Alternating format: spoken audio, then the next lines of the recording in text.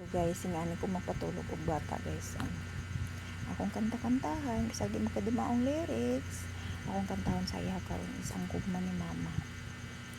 Kanang makatouch nga kanta. Ningaw siya. Baka giduyan. Ang gugma ni mama, tiniyog dili tugman sa tanang bahandi. Dinhining kalibutan, ang tanan mahanaw, puro may katapusan. Apan ang gugma ni mama, hantod sa kahangtod.